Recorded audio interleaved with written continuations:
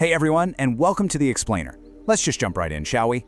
Today we're unpacking a really fascinating strategy to boost both your productivity and your mental health. We're going to look at exactly how we can use the psychological science of small wins to conquer those massive, incredibly intimidating goals in our lives. If you have ever felt completely crushed by the sheer weight of a giant project, trust me, this explainer is exactly what you need. So why do huge goals make us feel so unmotivated? It's such a universal frustration, right? You're staring down the barrel of a massive project, maybe a huge life change or a major career milestone, and instead of feeling totally fired up, you just feel completely paralyzed. Why does that happen? Well, the good news is it's not a lack of willpower. It's actually a matter of basic human psychology. Which brings us to Section 1, the negativity trap. It really all boils down to negativity bias. Basically, this is our brain's evolutionary tendency to laser focus far more heavily on negative events, mistakes, or criticisms than on our positive successes. Now, early humans definitely needed this to survive predators, but today, this ancient survival mechanism literally just causes burnout. We also suffer from something called completion bias. This is where our brains fiercely crave the quick dopamine hit of crossing off tiny, easy tasks, but make us avoid the complex, truly meaningful work because the finish line just feels miles away. Because of this, we end up ignoring our daily progress entirely. There's actually a famous story about Albert Einstein that hits the nail on the head here. Picture this. He was teaching a math lesson and wrote 9 perfectly correct equations on the chalkboard. But on the 10th equation, he made a single mistake. Instead of acknowledging the 9 completely right answers, his students immediately pointed out the one error and started laughing. That right there is negativity bias in action. We instinctively give way more weight to that one single flaw than we do to the overwhelming evidence of success. All right, let's move on to Section 2, the progress principle. Think about James Watson and Francis Crick, the guys who discovered the structure of DNA.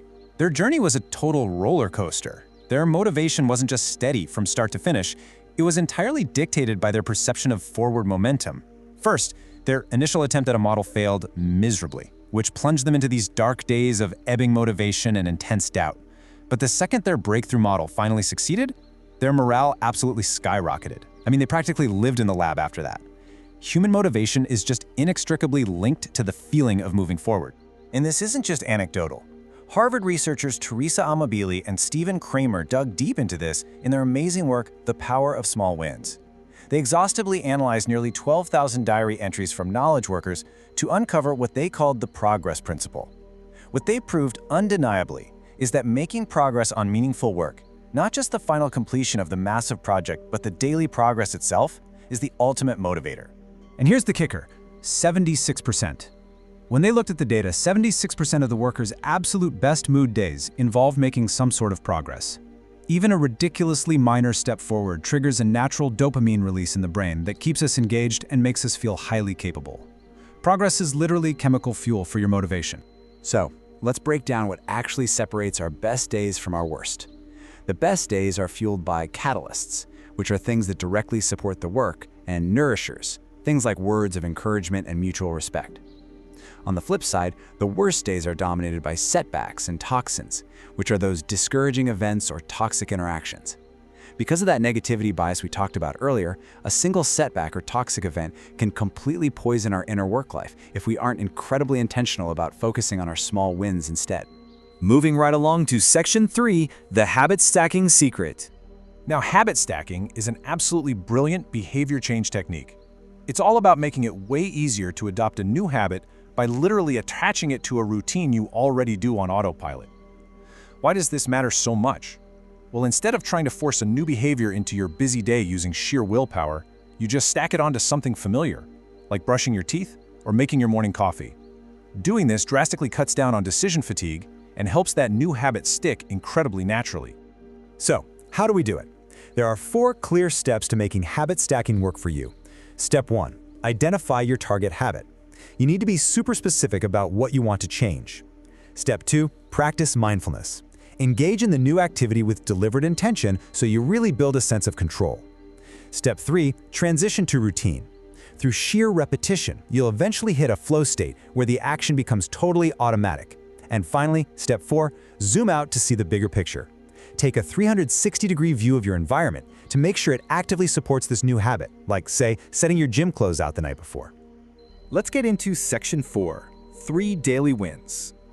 What if, instead of staring at a massive, soul-crushing to-do list, you just focused your energy on 3 simple categories: physical, mental, and life?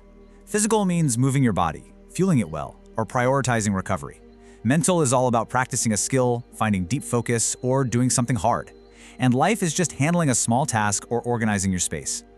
Aiming for just one tiny win in each of these 3 areas every single day creates a massive psychological identity shift over time. You stop being someone who is chronically overwhelmed and you become someone who consistently makes progress. This kind of micro to macro reframing is a total game changer. Think about it. Reading just 10 pages a day feels completely insignificant in the moment. It is such a tiny input. But if you actually do that every single day, it compounds into reading roughly 15 books a year.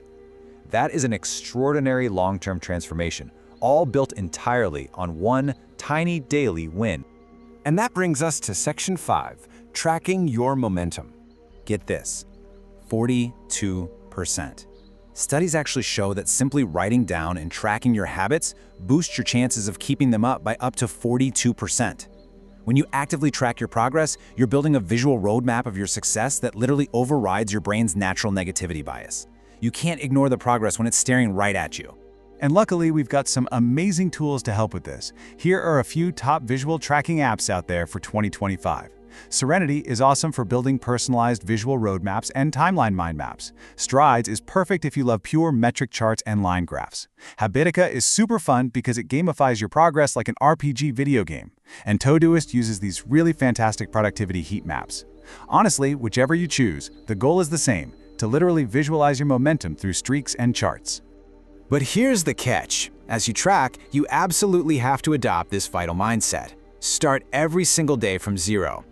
Tech CEO Edith Harbaugh actually learned this the hard way while bicycling 3,300 miles across the country. She realized that if you only focus on how much farther you have to go, your daily effort feels incredibly insignificant. But if you start every day with a blank slate, setting smaller daily quotas instead of staring at the distant finish line, you completely prevent complacency. Take just 5 minutes a day to journal your small wins and reset. Author James Clear really hits the nail on the head here.